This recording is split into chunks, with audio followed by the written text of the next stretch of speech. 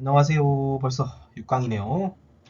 비대면 강의 영상을 녹화하는 게 좀 쉽지가 않은 것 같아요. 제가 미숙한 부분도 있겠지만 25분 영상 하나에 들어가는 분량이 거의 2시간에서 3시간 정도 대면 강의를 할 수 있는 분량에 가깝거든요. 한 6개월 정도 전부터 자료를 준비했는데, 그러고 강사 임용을 도전을 했는데 생각보다 자료가 너무 빨리 소진되는 것 같아요. 내용도 녹화 강의 특성에 맞춰서 다시 짜야 되는 것도 있고요.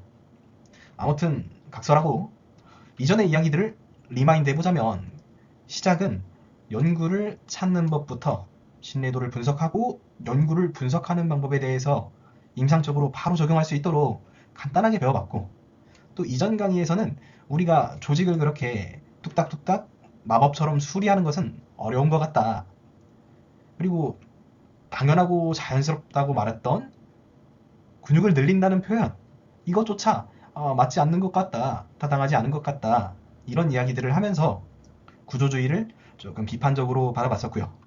직전에 5강에서는 구조적인 손상과 기능적인 손상, 그리고 통증의 연관성을, 그리고 상호작용, 유기성, 이런 이야기들을 했었어요. 오늘은 근골격계 통증 증후군의 대표격인 허리 통증에서 여러 석학들의 발견과 주장들이 과거부터 현재까지 시간의 흐름에 따라 어떻게 변화하였는지, 과거에는 어떤 주장들이 주를 이뤘고 현재는 어떤 주장이 주를 이루는지, 현 시점에 메타는 무엇인지 한번 자세하게 살펴볼까요? 먼저 폴 윌리엄 선생님의 이야기예요. 윌리엄 선생님은 1930년대부터 50년대쯤에 활발하게 활동했던 미국의 정형외과 의사예요. 오늘날 우리가 알고 있는 윌리엄 엑서사이즈를 제안한 인물이죠. 여러분, 과거에는 의사들이 배우는 전공서적에서도 허리 통증이 있으면 윌리엄 운동을 해야 된다고 공식처럼 제안되어 왔던 시기가 있어요.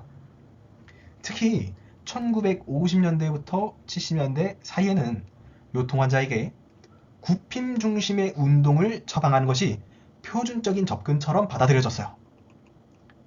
윌리엄 선생님은 요통의 주요 원인을 요추 전만의 과도함과 후관절 압박 증가에서 찾았어요. 그러니까 요추 전만이 증가하면 척추의 후방 구조물에 스트레스가 가해지고 이것이 통증의 원인이 된다고 보았던 거죠. 특히 추간판의 퇴행과 후관절의 압박 감소, 이 두 기전을 전제로 해서 요추 신전을 제한해야 한다라는 치료 철학을 담고 있었어요. 그러던 1956년 뉴질랜드의 한 물리치료사에게 요통 환자가 찾아왔어요. 그런데 화장실이 급했는지 이 선생님께서 잠시 자리를 비웠던 거예요. 그 사이 환자는 치료 테이블의 등받이를 과도하게 젖혀놓고 그 상태로 허리가 신전된 상태로 엎드려 있었어요.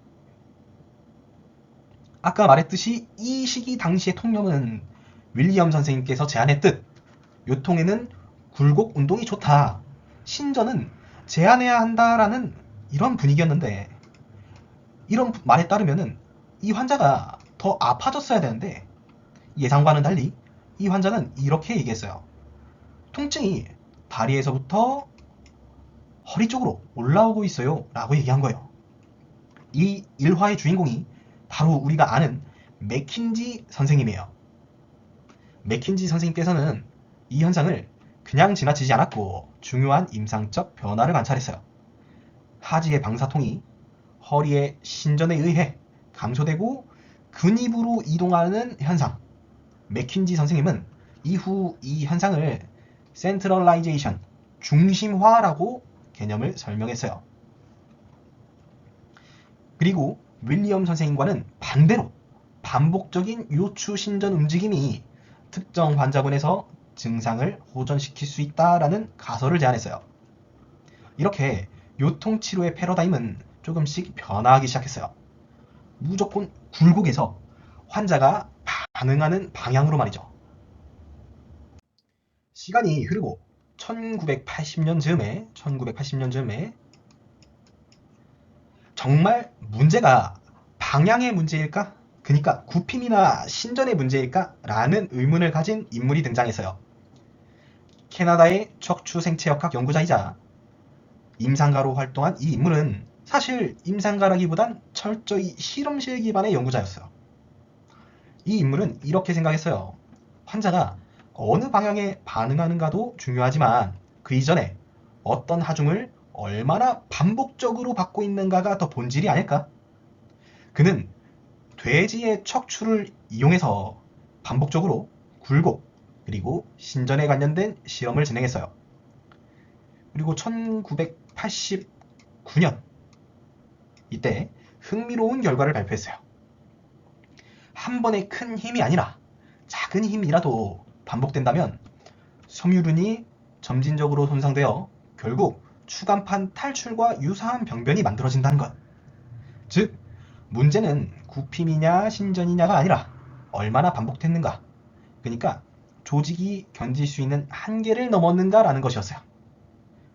이 연구의 주인공이 이분이 바로 스튜어트 맥길 선생님이죠.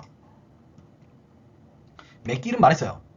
통증을 줄이는 운동보다 먼저 척추를 보호하는 전략이 필요하다라고 말이죠. 그래서 제안된 운동이 바로 맥길의 빅3 엑서사이즈죠. 빅3. 모디파이드 컬업, 사이드 플랭크, 버드덥. 이 세 운동의 공통점은 무엇일까요? 척추를 크게 움직이지 않으면서 과도한 압축이나 전단을 피하고 안정성을 높이는 것. 흥미롭게도 그는 전통적인 윗몸 일으키기 C업을 오히려 비판했어요. 복근의 강화 운동이라고 여겨졌던 동작이 디스크에는 반복적 굴곡 스트레스를 줄 수 있다는 이유였어요. 이렇게 흐름을 정리해보면 윌리엄은 굴곡이 답이다. 맥킨지는 환자가 반응하는 방향이 답이다. 라고 말했던 거죠. 또 맥길은 방향보다 조직의 내구성과 하중 관리가 답이다. 이렇게 얘기한 거예요. 또 비슷한 시기 척추는 어떻게 안정성을 유지하는가 이런 질문을 했던 사람이 있어요. 그가 바로 판자비 선생님인데요. 판자비 선생님. 이분은 척추 분절에 하중을 가하면서 운동의 특성을 분석하다가 한 가지 흥미로운 구간을 발견했어요. 저항이 거의 없이 비교적 쉽게 움직이는 구간. 그는 이것을 뉴트럴 존, 중립지대라고 이야기했어요. 그리고 이렇게 말했어요. 불안정성은 단순히 가동 범위가 커진 상태가 아니라 이 중립지대가 증가한 상태다.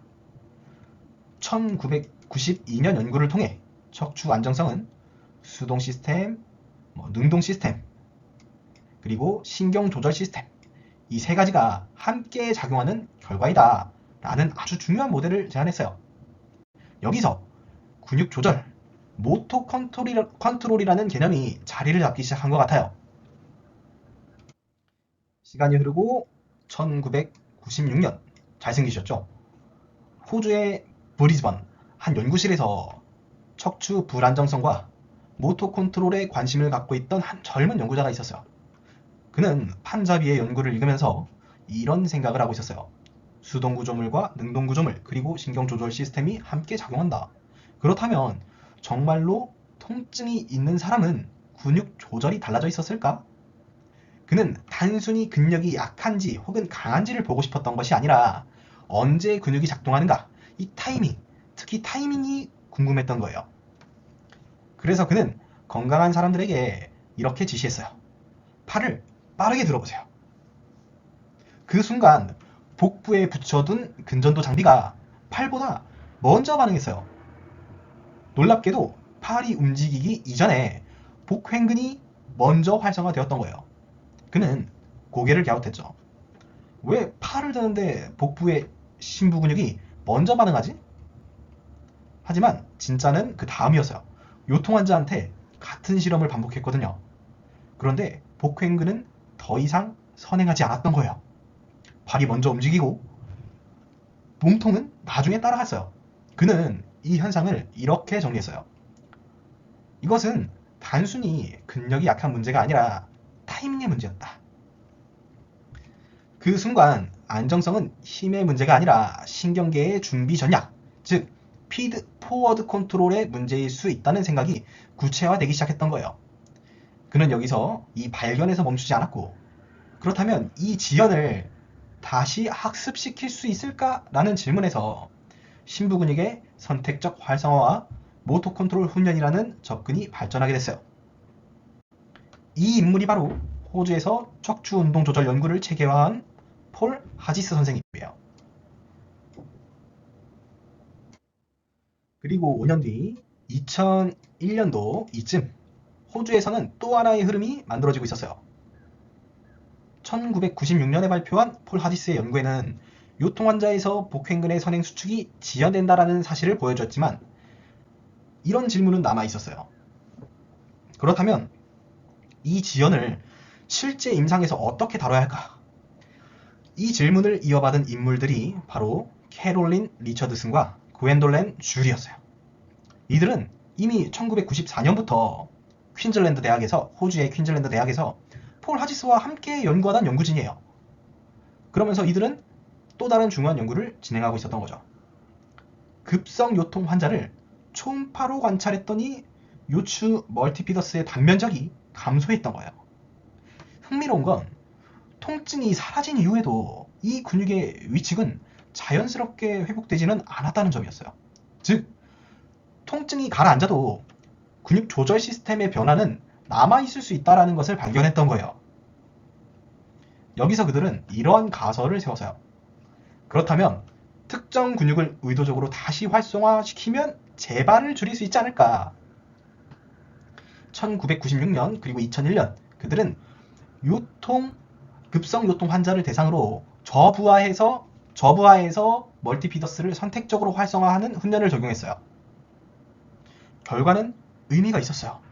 일반 관리군 환자에 비해서 특정 안정화 훈련을 받은 그룹이 요통 재발률이 유의하게 낮았던 거예요. 이 연구는 단순한 이론이 아니라 임상 개입이 재활 예방에 영향을 줄 수 있다는 초기 근거로 받아들여졌어요. 그래서 그들은 이 접근을 체계화했어요. 고강도 강화가 아니라 저강도 환경에서 외복사근과 멀티피더스를 선택적으로 활성화하는 훈련. 먼저 고립된 환경에서 조절을 학습하고 그 다음 기능적인 과제로 확장하는 단계적인 접근. 이것이 바로 세그멘탈 스테빌라이제이션 트레이닝, 분절 안정화 훈련의 시작이었어요. 이 시기부터 많은 임상가들이 배꼽을 안쪽으로 당겨라, 중립을 유지한 채 코어를 잡아라, 이런 지시들을 사용하기 시작했죠. 이러한 모토 컨트롤 접근은 연구 기반을 가진 하나의 패러다임으로 자리 잡기 시작했어요.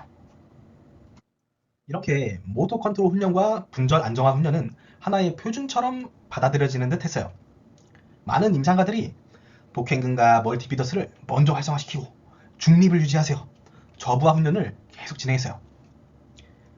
그런데 이 흐름을 보면서 의문을 품은 인물이 등장했어요. 그가 바로 아일랜드 출신의 물리치료사 피터 오설리번 선생님이에요. 그는 이렇게 질문했어요. 정말 모든 요통 환자에게 심부 근육의 약화나 활성 지연이 존재할까? 그는 임상에서 조금 다른 장면을 보고 있던 거예요. 어떤 환자들은 오히려 과도하게 몸통을 긴장시키고 있었던 거예요. 복부를 계속 끌어당기고 척추를 지나치게 고정하려고 하고 마치 몸이 스스로를 보호하려는 듯한 움직임. 그는 이렇게 생각했어요. 이건 안정성이 부족한 게 아니라 과도한 보호 전략 아닐까? 2000년 무렵 그는 무브먼트 임페리어먼트 모델, 움직임 손상 모델을 제안했어요. 요통은 단순히 근육의 약화가 문제가 아니라 잘못된 움직임과 패턴, 과도한 근긴장 전략, 그리고 통증에 대한 보호 반응이 복합적으로 작용하는 결과일 수 있다. 그는 환자를 분류하기 시작했어요. 굴곡 패턴, 신전 패턴, 회전 패턴, 과도한 안정화 전략, 그리고 치료는 무조건 심부근을 활성화시키는 것이 아니라 환자가 보이는 움직임 전략을 올바른 방향으로 수정하는 방식으로 설계되어야 한다라고 주장했던 거예요. 또 같은 시기 스튜어트 맥길 선생님께서는 폴 하지스의 주장에 대해 이렇게 이야기했어요. 특정 근육을 선택적으로 활성화하는 것이 정말 기능적 상황에서도 유지될 수가 있겠는가? 맥길 선생님은 실험실에서의 근전도 결과 자체를 부정하지는 않았어요. 복행근의 타이밍 지연이라는 현상은 인정했습니다. 하지만 그는 한 걸음 더 나아가서 이러한 질문을 던졌던 거죠. 우리가 걷고 들고 움직이는 실제 상황에서 과연 한 근육만 고립해서 쓰는 것이 가능한가? 맥길의 관점에서 척추 안정성은 단일 근육의 문제가 아니었어요. 그는 반복 실험과 생체역학 모델을 통해 안정성은 여러 근육의 적절한 공동활성, 코어 콘트랙션과 하중관리 전략에서 나온다고 보았던 거예요. 특히 그는 과도한 복부 당기기, 드로잉, 할로잉 전략에 대해 조심스러운 입장을 보였어요. 지속적인 복부 수축은 복강 내 압력을 증가시키고 척추 압축력을 높일 수 있으며 기능적 움직임에서는 비효율적일 수 있다라고 지적했던 거예요. 그래서 그가 제안한 방식이 바로 브레이싱 전략이었어요. 브레이싱은 특정 근육만을 선택적으로 수축하기보다는 복부 전반의 근육과 척추 주변 근육을 적절히 공동활성시켜서 마치 복부를 원통처럼 단단하게 만드는 전략이었어요. 그는 안정성을 한 근육을 켜는 기술이 아니라 여러 근육이 동시에 적절히 협력하는 패턴으로 보았던 거죠. 그래서 그는 저부하 고립 훈련보다는 척추를 과도하게 굽히거나 비틀지 않으면서 전신의 협응을 통해 안정성을 확보하는 접근을 강조했어요. 정리해보자면 폴 하지스는 요통을 신경 조절과 타이밍의 문제로 보았고, 오설리번은 움직임 전략과 보호적 패턴, 맥길은 하중관리와 생체역학적 내구성의 문제로 보았던 거예요. 이 세 명의 주장이 첨예하게 공존하던 시기에 조금 다른 질문을 던진 사람이 등장합니다. 정말 요통은 조직의 문제일까? 이 사람이 바로 호주의 통증과학자 로리머 모즐리였어요. 그는 이렇게 주장했어요. 통증은 손상의 신호가 아니라 뇌가 만들어내는 보호적인 출력일 수 있다. 이 말은 생각보다 파장이 컸습니다. 만약 통증이 단순히 손상 때문만이 아니라면, 또 근육의 타이밍 때문만도 아니라면, 또 반복된 하중의 문제만도 아니라면, 그렇다면 우리가 다루고 있는 것은 구조가 아니라 뇌의 해석일 가능성이 있다는 거였어요. 모즐리 선생님은 버틀러와 함께 2003년부터 2006년에 투고된 연구를 통해서 통증이 중추신경계의 처리와 밀접하게 관련되어 있음을 보여주기 시작했어요. 조직 손상이 있어도 통증이 없을 수 있고, 조직 손상이 없이도 통증이 발생할 수 있으며, 위협 지각이 높을수록 통증 강도는 증가할 수 있었다는 것. 그는 통증을 보호를 위한 뇌의 결정으로 설명했어요. 이 순간 논의의 축은 이동했어요. 타이밍의 문제도, 움직임 전략의 문제도, 하중관리의 문제도 결국은 모두 위협에 대한 신경계의 반응이라는 더 큰 틀 안에서 다시 해석되기 시작한 거예요. 그리고 여기서 한 가지 중요한 변화가 일어납니다. 만약 통증이 위협에 대한 신경계의 반응이라면 그 위협을 낮추는 것이 치료의 일환이 될 수 있지 않을까라는 거예요. 이 질문에서 등장한 것이 바로 통증신경과학 교육이었어요. 통증을 설명하는 것, 신경계가 어떻게 작동하는지 이해시키는 것, 조직이 망가졌다라는 공포를 줄이는 것. 즉, 치료는 단순히 운동을 처방하는 것이 아니라 통증의 의미를 재구성하는 과정이 되기 시작한 거예요. 환자가 통증을 손상의 신호로 해석하면 회피가 생기고, 보호 신호로 이해하면 점진적인 노출이 가능해지죠. 그러니까 이러한 설명 자체가 곧 개입이 되기 시작한 거예요. 이 시점부터는 요통치료가 운동, 하중관리, 움직임 전략, 이런 수정에 통증 교육이 더해진 다층적인 접근으로 확장되기 시작했어요. 사실 모즐리 선생님 이전에도 이러한 통증과학이나 신경과학적인 이야기를 주장했던 이들이 있었어요. 1995년 플라이엔 선생님께서는 공포 회피 모델을 제시했어요. 통증을 경험한 사람이 그 통증을 위협으로 해석하면 움직임을 두려워하고 활동을 회피하고, 그로 인해 신체 기능이 저하되고 통증이 더 민감해지고 결국 만성화로 이어질 수 있다. 통증 그 자체보다 통증에 대한 해석이 만성화를 결정할 수 있다라는 모델을 제안했던 거예요. 그리고 린톤 선생님께서는 이 흐름을 임상으로 확장했어요. 1998년 이후 연구에서 만성요통으로 진행할 위험 요인을 체계화했는데 공포, 파국화, 우울, 회피행동 이런 것들을 우리가 아는 옐로우 플래그라고 명명했어요. 이 시점부터 요통치료는 단순히 코어를 강화하거나 하중을 줄이거나 패턴을 수정하는 것을 넘어서 환자의 믿음, 공포, 위협인식, 그리고 신경계의 민감도까지 고려하는 방향으로 변화되기 시작했어요. 패러다임이 생체역학 중심에서 조금씩 신경과학 중심으로 이동하고 있었던 거죠. 다시 시간이 흘러서 2013년 피터 오 설리번은 코그니티브 펑셔널 테라피, 인지 기능 치료, 한 걸음 더 나아간 접근을 제안했어요. 요통은 단일 원인으로 설명되지는 않는 것 같다. 어떤 환자는 허리를 굽히는 것을 두려워했고 어떤 환자는 항상 과도하게 코어를 긴장시키고 있었으며 어떤 환자는 통증을 손상으로 확신하고 있었다. 그는 생각했어요. 이 환자에게 필요한 건 근육 강화인가? 아니면 하중 조절인가? 아니면 믿음에 대한 수정인가? 설리번은 어느 하나의 문제가 아니라 사람 전체를 다루는 접근으로 확장하기 시작했어요. 이렇게 해서 앞서 다루었던 요통관리의 모든 흐름이 CFT라는 통합적인 접근 안에서 다 만나게 되었죠. 자, 그렇다면 여기서 이러한 질문만이 남겠죠. 지금까지 많은 석학들의 주장이 등장했잖아요. 그래서 정답이 뭐냐? 정답이 뭐냐? 이런 질문이 나왔겠죠. 윌리엄 선생님은 틀리지 않았어요. 과도한 요추 전망과 후관절 압박은 일부 환자에서 통증과 관련될 수 있죠. 맥킨지 선생님도 틀리지 않았어요. 특정 방향의 반복은 일부 환자에서 증상을 호전시킬 수 있죠. 맥길 선생님 역시 틀리지 않았죠. 하중관리와 근육의 공동활성은 척추 안정성에 여전히 중요해요. 판자비 선생님도 틀리지 않은 것 같아요. 척추 안정성은 수동, 능동, 신경조절 시스템의 상호작용으로 설명될 수 있죠. 폴 하지스 역시 틀리지 않았어요. 요통 환자에서 심부근육, 신경조절 변화가 관찰되죠. 리처더슨과 고엔돌렌 줄 역시도 틀리지 않았죠. 심부근육의 훈련은 재발 감소에 기여할 수 있습니다. 모즐리 선생님도 틀리지 않았죠. 통증은 위협에 대한 신경계의 보호적 반응으로 이해할 수 있죠.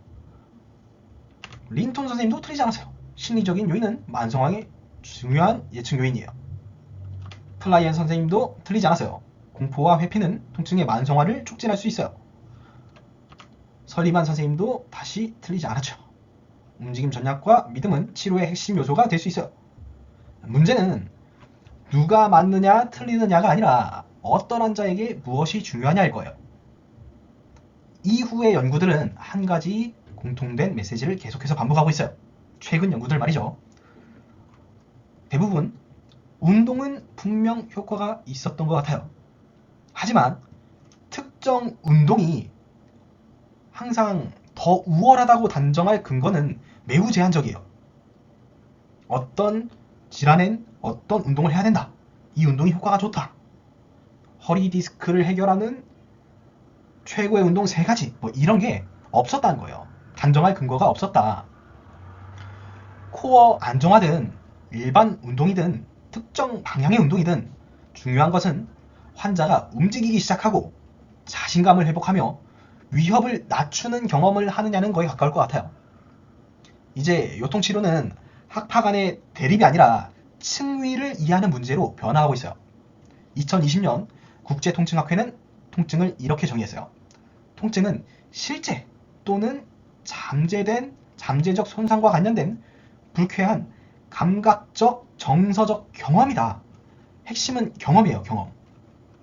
이제 우리는 디스크만 보지 않아요. 근육만 보지도 않습니다. 움직임만을 보지도 않고 뇌의 해석만을 보지도 않아요. 분명한 건 최근의 메타는 경험을 기반으로 이야기하고 있어요. 그 경험을 어떻게 안전하게 재구성할 것인가를 고민하고 있는 것 같아요. 오늘 강의는 요통의 이론, 요통 이론의 서사적인 흐름을 다루어서요. 하지만 이 이야기는 요통에만 국한되는 건 아닐 거예요. 대부분의 근골격계 재활에서 적용이 가능할 거예요. 여러분은 임상에서 어떠한 이론으로 접근하고 계세요? 그리고 앞으로는 무엇을 기준으로 어떠한 방법론을 선택하실 건가요? 오늘도 우리는 근거를 하나 더 쌓았습니다. 오늘은 여기서 마치겠습니다. 감사합니다.